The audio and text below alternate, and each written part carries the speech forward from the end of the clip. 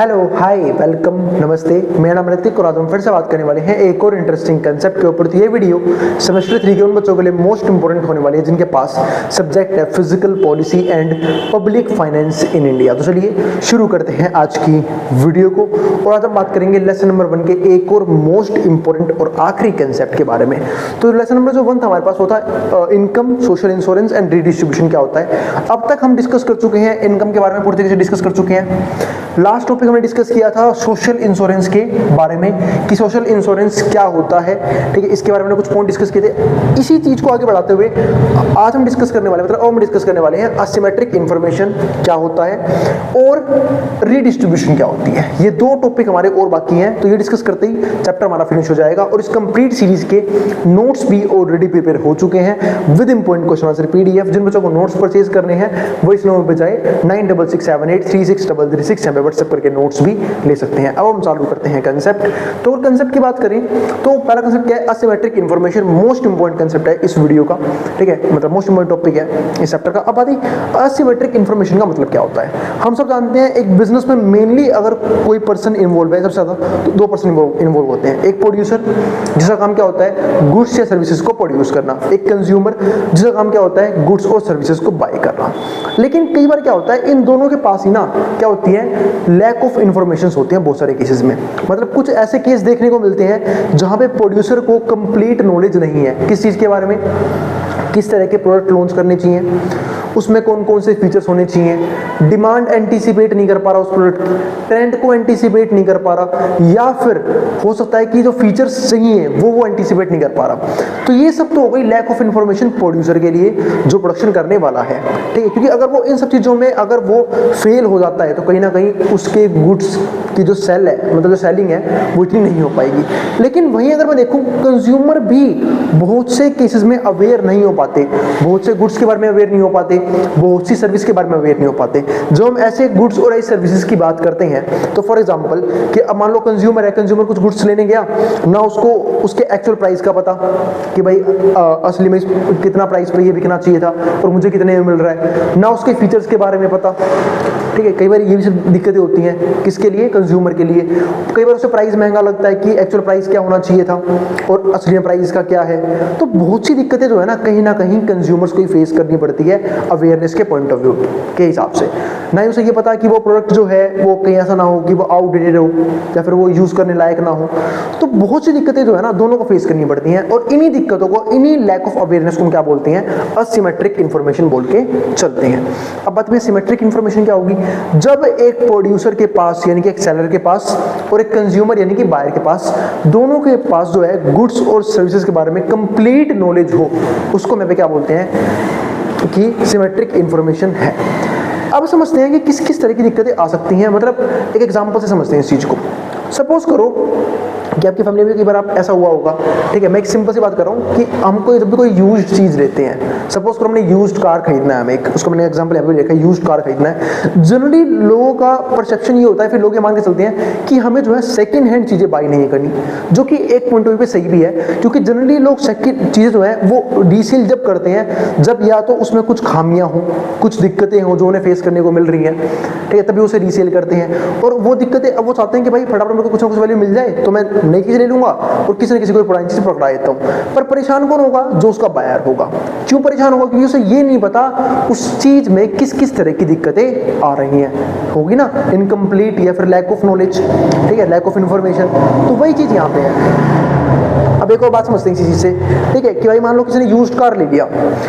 अब किसी पर्सन ने अपना व्हीकल बेचा है, चाहे बाइक बेची चाहे कार बेची हो, क्यों बेची होगी, या तो उसे परेशान हो रखा होगा कि उसका इंजन प्रॉपर तरीके से वर्क नहीं कर रहा, उसके फीचर्स काम नहीं कर रहे, ठीक है, फिर कुछ और दिक्कतें आ रही हैं उसके अंदर उसे रन करने में, तो जिसकी वजह से उसे सेल करना चाह रहा है, ठीक है। लेकिन जो बायर है, ठीक है, अब वो क्या करेगा, अब उसके पास तो नॉलेज नहीं है उस प्रोडक्ट की, और खासकर सेकंड प्रोडक्ट है तो उसे नहीं पता। क्योंकि भाई देखो एक सिंपल सी बात है, एक ही मॉडल की मल्टीपल चीजें लॉन्च की जाती हैं, लेकिन क्या सारी जो है वो सही लेवल पे काम करती हैं, जरूरी नहीं है। हो सकता है कि ये 100 प्रोडक्ट किसी कंपनी ने बनाए सेम ब्रांड के, हो सकता है कि 20 प्रोडक्ट क्या हो जाए डिफेक्टिव हो जाए, बाद में प्रॉपर तरीके से काम ना कर पाए, और वो 20 प्रोडक्ट जो है वो कहीं ना कहीं जो लोग उनको लेते हैं वो परेशान रहते हैं, फिर वो उसे बेचने की कोशिश करते हैं। अब दिक्कत क्या है कि बायर्स के पास इनकम्प्लीट नॉलेज है, तो बायर भी कोशिश करता है कि हम सेकंड हैंड प्रोडक्ट नहीं खरीदेंगे।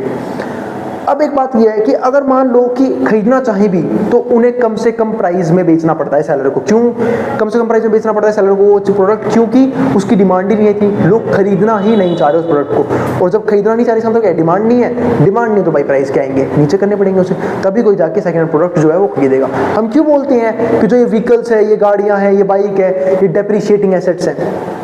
क्योंकि इनकी वैल्यू बहुत तेजी से गिरती है। अगर आपने 1 साल भी यूज़ कर लिया तो हो सकता है कोई गाड़ी आपने 1 करोड़ की ली हो, 50 लाख की ली हो, तो उसकी वैल्यू 25% 30% तक डेप्रिशिएट हो जाएगी 1 साल के अंदर ही। क्यों? क्योंकि कोई भी पर्सन जो है वो यूज्ड मटेरियल नहीं लेना चाहता है, खासकर वो भी एक लायबिलिटी, वो भी एक डेप्रिशिएटिंग एसेट।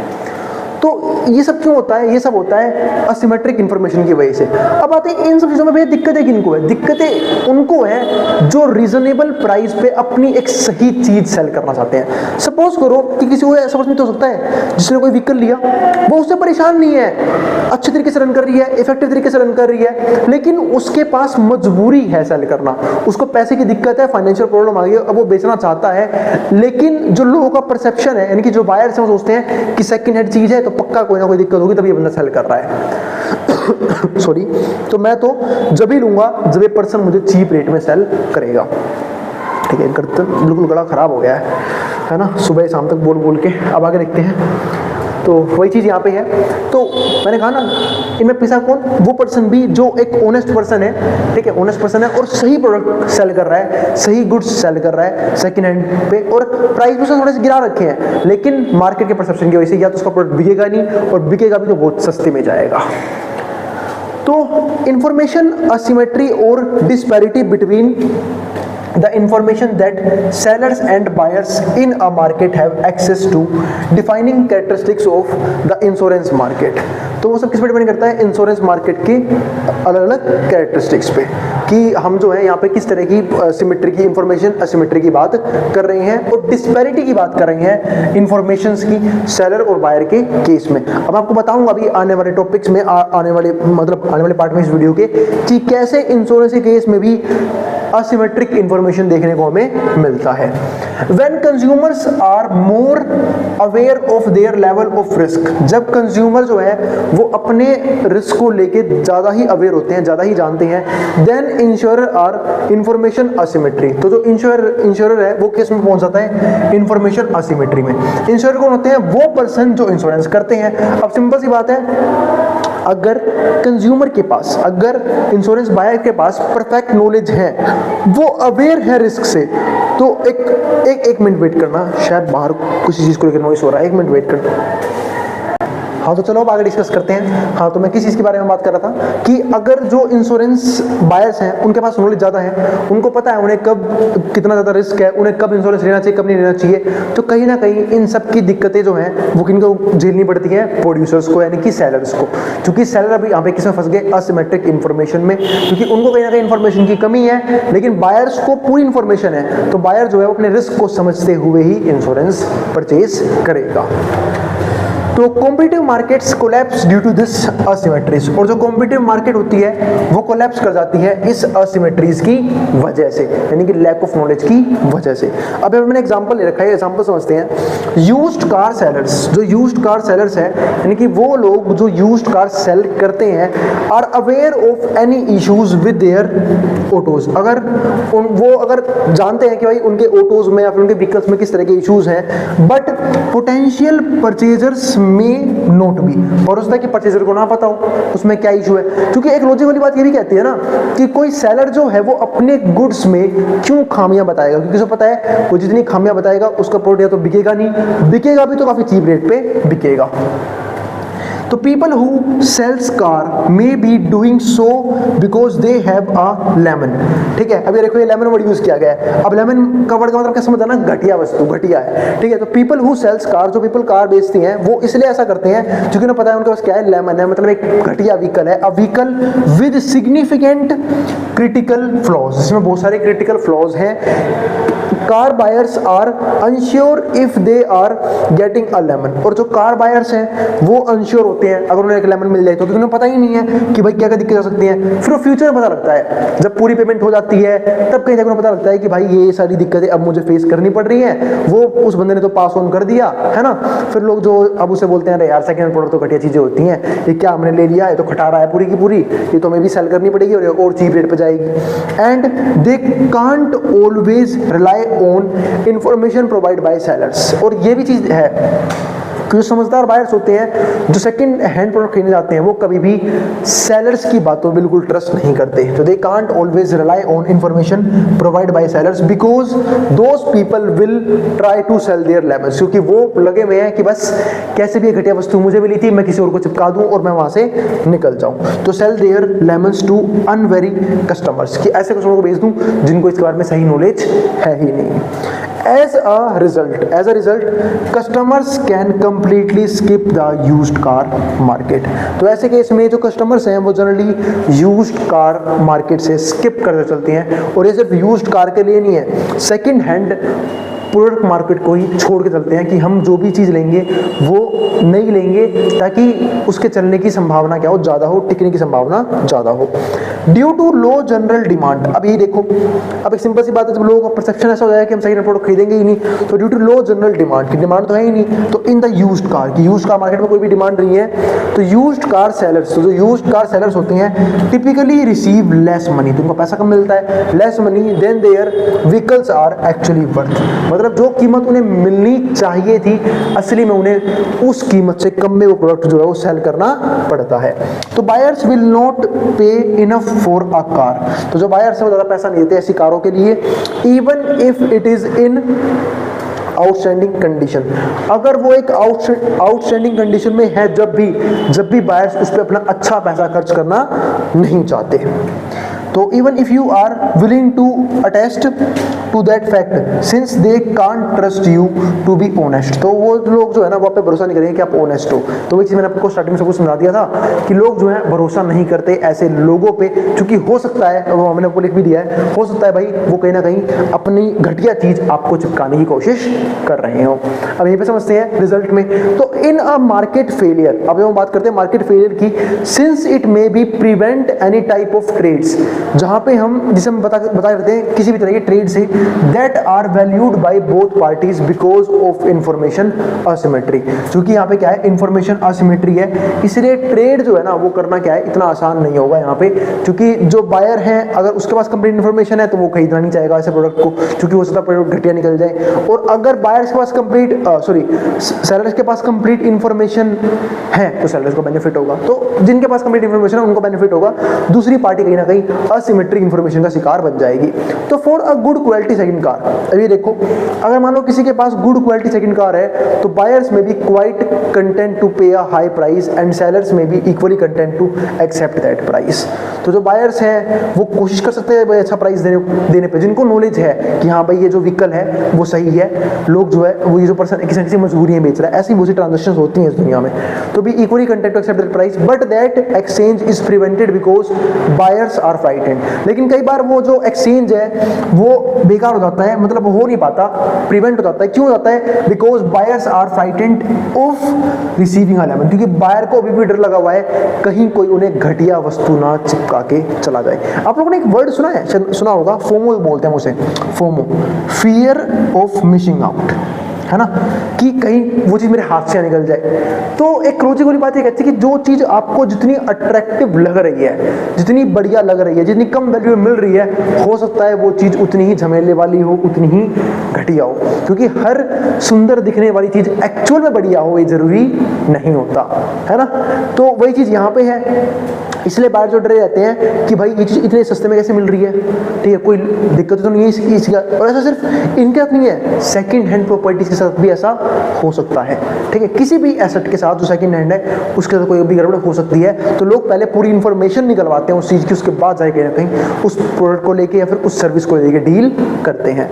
तो तो flow in the used automobile industry, तो जो फ्लो यूज होता है ऑटोमोबाइल इंडस्ट्री के अंदर is that purchases are sceptical of the market since sellers have an advantage in knowledge. तो फ्लो क्यों आया ऑटोमोबाइल इंडस्ट्री के अंदर? क्योंकि सेलर्स के पास तो कंप्लीट नॉलेज है, सेलर को पता है कि इस व्हीकल में कौन कौन सी दिक्कतें फेस कर सकता है एक बायर, लेकिन बायर को नहीं पता, तो बेचारा बायर डरा हुआ है, बायर बोलता है तो खरीदूंगा ही नहीं, क्योंकि तुम तो भाई अपने में कोई भी घटिया चीज हमें पकड़ा दोगे लेकिन बाद में दिक्कतें हमें फेस करनी पड़ेगी, तो हम तो खरीदेंगे ही नहीं। तो कहीं ना कहीं इस मामले में सेलर को भी नुकसान झेलना पड़ता है, क्योंकि अब उसे वही गुड्स एक लो डिमांड की वजह से चीप रेट पे सेल करना पड़ता है।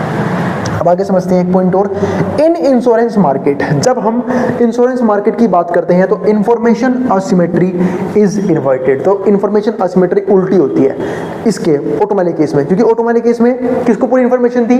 सेलर को।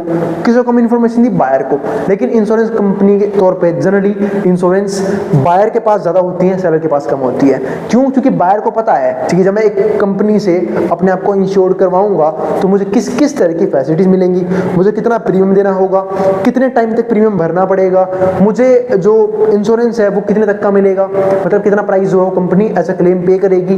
ठीक है, तो वो सब चीजें जो है ना वो कहीं ना कहीं इंश्योरेंस में, और किस तरीके से क्लेम करना होगा, सारी चीजें जो है ना बायर को पता होती हैं। तो बायर अपने रिस्क के हिसाब से, ठीक है, जो है वो इन्वेस्ट करता है। तो यहाँ पे इंफॉर्मेशन किसको कम है? किसके पास कम है? सेलर के पास। क्यों?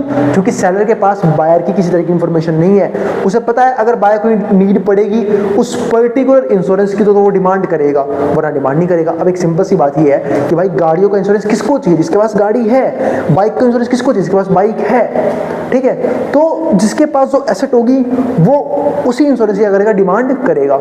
जिसको नीड होगी वो करेगा डिमांड, जिसको नीड नहीं होगी वो डिमांड नहीं करेगा। तो वही चीज यहाँ पे है, क्या था, इन्वर्टेड बायर्स ऑफ इंश्योरेंस। अभी देखो लिखा भी हुआ है, buyers of insurance may be more knowledgeable, क्योंकि उसके पास ज्यादा नॉलेज है than sellers insurers about their insurable risk, अपने इंश्योरेबल रिस्क के बारे में। तो इन दिस सिचुएशन, तो इस सिचुएशन में the insurer will be hesitant to sell insurance. तो अब इस केस में जो कहीं ना कहीं जो इंश्योरर है, जिसको इंश्योरेंस करना है, वो डरता है इंश्योरेंस सेल करने से कि कहीं उसे ज्यादा नुकसान ना हो जाए, because he will be concern that only those with problems will need insurance, क्योंकि जिनके पास वो प्रॉब्लम्स होंगी वही सिर्फ उस तरह के इंश्योरेंस की डिमांड करेगा, बाकी लोग उस इंश्योरेंस को बिल्कुल भी नहीं करवा के चलेंगे। अब आता है हमारा रीडिस्ट्रीब्यूशन। तो फॉर डिस्ट्रीब्यूशनल प्रोस्पेक्टिव्स समझते हैं। अगर हम डिस्ट्रीब्यूशनल प्रोस्पेक्टिव की बात करते हैं तो मैनी कम्युनिटीज में नॉट फाइंड दिस आउटकम, तो बहुत सी जो कम्युनिटीज है इनको वो आउटकम नहीं मिलता, may be very satisfying in order to achieve a more equitable distribution of insurance cost. तो वो चाहते हैं कि एक इक्विटेबल डिस्ट्रीब्यूशन होना चाहिए इंश्योरेंस कॉस्ट का, यानी कि इंश्योरेंस कॉस्ट जो है वो क्या होनी चाहिए, एक प्रीमियम जो है वो मॉडरेट अमाउंट का होना चाहिए, ना ज़्यादा महंगा ना ज़्यादा सस्ता, रिस्क के अकॉर्डिंग प्रीमियम होना चाहिए, क्योंकि प्रीमियम हाई होगा तो लोग डिमांड नहीं करेंगे, प्रीमियम ज़्यादा लो हो जाएगा तो बहुत से लोग आ जाएंगे। अब जब बहुत से लोग कंपनी इंश्योरेंस कर देगी तो क्लेम भी बहुत सारे आएंगे, जो पे करना कंपनी के लिए मुश्किल हो सकती है। तो एक मॉडरेट अमाउंट सेट किया जाता है इंश्योरेंस प्रीमियम का। गवर्नमेंट स्ट्रेटजी इज टू, अच्छा एक मिनट, गवर्नमेंट में चूज टू इंटरवेन। अब गवर्नमेंट भी इंटरफेयर करते हैं इन चीज़ों में, इन द इंश्योरेंस मार्केट्स, और मेरे साथ थोड़ा सा करना भी चाहिए। क्यों करना चाहिए? क्योंकि यहाँ पे लोगों का पैसा लगता है और गवर्नमेंट को पता होना चाहिए कि लोगों का पैसा रेगुलेट किस तरीके से किया जा रहा है, कंट्रोल करना जो है ना वो अथॉरिटी गवर्नमेंट के पास ही होनी चाहिए, जो है भी। अगर हम इंडिया की बात करते हैं तो one possible strategy is to tax low risk persons. एक स्ट्रेटजी भी सकती है कि भाई tax low risk persons and use the proceed subsidize the premiums paid by high risk individuals. तो जो प्रीमियम जो है ना वो हाई रिस्क इंडिविजुअल्स वो भरते हैं, प्रोसीड करते हैं, ठीक है, जिनका रिस्क ज़्यादा होता है, कई बार उनके चक्रों में भी बहुत सारे नुकसान होते हैं। मैं इस पॉइंट को भी कैसे एक्सप्लेन करूँ, चलो समझते हैं थोड़ा सा इस चीज़ को जहाँ पे लिखी हुई है, चलो समझते हैं। तो टैक्स लो रिस्क का मतलब ये है कि यहाँ पे कि कहीं ना कहीं जो है ना गवर्नमेंट को टैक्स रिड्यूस कर देना चाहिए, क्योंकि आपको पता नहीं होगा इंश्योरेंस के प्रीमियम पे भी जीएसटी वगैरह चार्ज किया जाता है, सब्सिडीज देनी चाहिए गवर्नमेंट को, ठीक है, जो मुझे इंश्योरेंस करवाना, क्योंकि इंश्योरेंस कोई लग्जरी गुड नहीं है, वो मजबूरी है लोगों की करवाना, क्योंकि फ्यूचर में किसी भी फाइनेंशियल बर्डन से बचने के लिए एक पर्सन इंश्योरेंस करवाता है। लेकिन आपको नहीं पता होगा, क्योंकि भाई क्या पता जिन्होंने करवा रखा उनको पता भी हो कि जीएसटी वगैरह सब लगता है इंश्योरेंस के अमाउंट के ऊपर। क्योंकि मेरे पास तो रिसिप्ट आती है, मैंने भी इंश्योरेंस करवा रखा है, तो वही उस पर सब कुछ लिखा होता है, ठीक है, कितना पैसा जीएसटी में जा रहा है, कितना पैसा टर्म इंश्योरेंस का है, कितना पैसा इन्वेस्ट हो रहा है, सब डाटा होता है। तो वही सेम चीज़ यहाँ पे भी होती है। और टैक्स उन्हें रिबेट मिलनी चाहिए। दूसरा फायदा ये होना चाहिए कि प्रीमियम जो है वो मॉडरेट यानी कि सब्सिडीज प्रीमियम पे मिलनी चाहिए।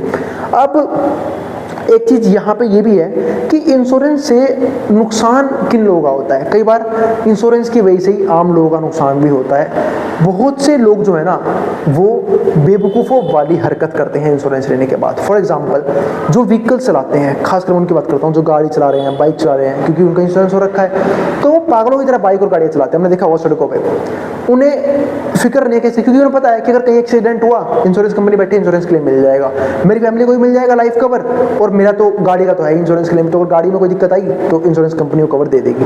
लेकिन एक लॉजिकली बात यह है कि अगर उस गाड़ी से किसी ऐसे पर्सन का एक्सीडेंट हुआ जो हो सकता है कि एक फैमिली का इंपॉर्टेंट पार्ट हो, पहली बात तो सारे पर्सन अपनी फैमिली के इंपॉर्टेंट पार्ट ही होते हैं, अगर उनको कुछ हो जाता है तो उनकी फैमिली कहीं ना कहीं एक तरह से कुछ टाइम पीरियड के लिए क्या हो जाएगी, बिल्कुल ही फिनिश मान लो आप। उसके बाद अगर हो सकता है वो जो पर्सन जिसका एक्सीडेंट हुआ है हो सकता है वो कमाने वाला हो, इकलौता कमाने वाला हो फैमिली में, तो उस फैमिली के लिए और दिक्कतें बढ़ जाएंगी।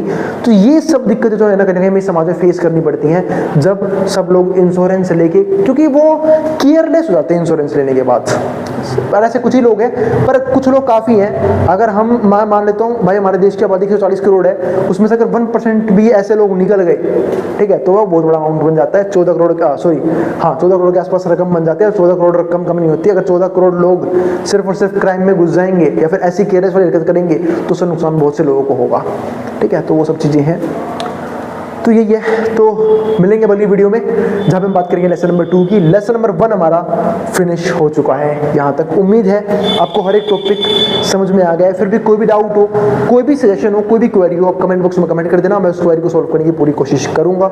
और अगर वीडियो पसंद आई हो तो वीडियो को लाइक किए बिना मत जाना और चैनल को सब्सक्राइब भी कर देना ऐसी वीडियोज़ के लिए। उन बच्चों में शेयर भी कर देना जिन बच्चों का एग्जाम होने वाला हो सेम सब्जेक्ट का। आप जिसको जो उतारना उतार सकता है। और नोट्स के लिए आप इस नंबर पर व्हाट्सएप करके नोट्स भी ले सकते हैं।